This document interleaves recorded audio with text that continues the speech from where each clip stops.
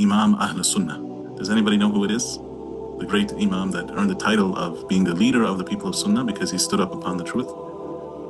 You may have heard of him. His name is Imam Ahmad ibn Hanbal. Imam Ahmad ibn Hanbal, rahimahullah. So the scholars, they say that Allah preserved Islam through two people, through Abu Bakr during the wars of Ridda, when the Arab tribes were leaving Islam, and Abu Bakr, he stood firm upon the truth, and he held on to Islam, and he brought the people back together under his leadership.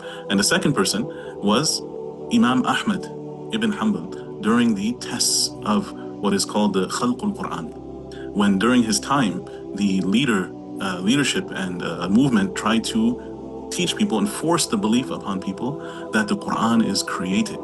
Now, before we get into the story, just to clarify, why is this such a big issue? If you say the Quran is a creation, then you're saying that it is limited in its time and its place, and that it needs to be updated. It may need to be changed. So this was a great innovation to say the Quran is not a living speech of Allah.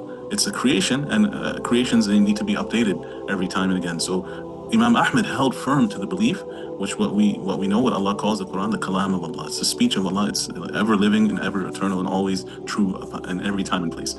So because of his adherence to that, he was tortured by the rulers of the time. The first ruler, Ma'mun, he had Imam Ahmad ibn Hanbal dragged in chains and dragged him to the castle in Baghdad in chains. And his students were telling him, Imam Ahmad, you know, there's so many students that need to benefit from you. Why don't you just give up? Why don't you just, either stay silent like everybody else is doing, or you can just make some tawriya, some like double entendre, say something like it is created and point to something like a book on the table. But he said, if the scholars are silent and the ignorant speak, how will the people know the truth?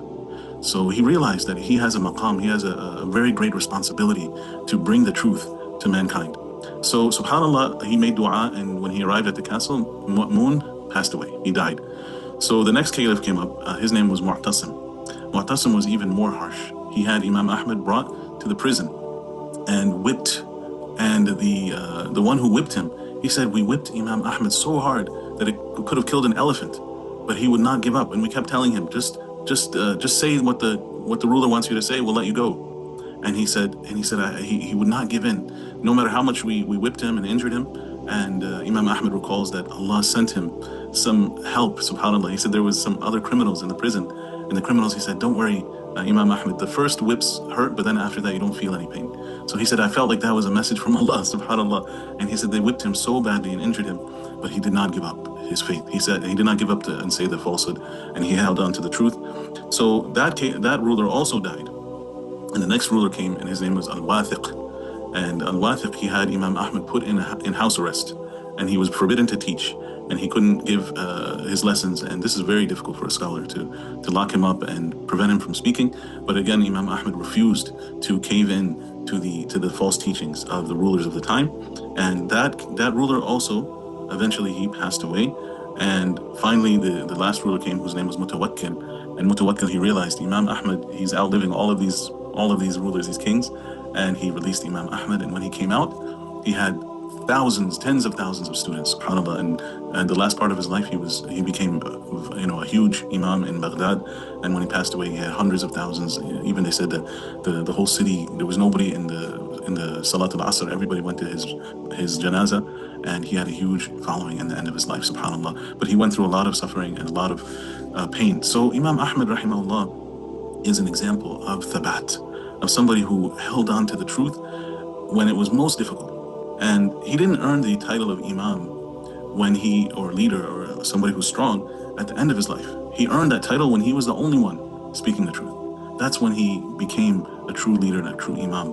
And so this dua in the Quran, when Allah, he says, وَجَعَلْنَا لِلْمُتَّقِينَ إِمَامًا, and make us an Imam for the righteous people. It means somebody who stands up upon the truth, even if he's the only one, even if everybody else is against him, even if the rulers and everybody else is attacking him, he holds on to his faith, and then that is what qualifies somebody to be a great and a true Imam. So the lesson I wanted to share here is that Imam Ahmad, he stood up for the truth. Today, you might be the only one speaking out for Palestine.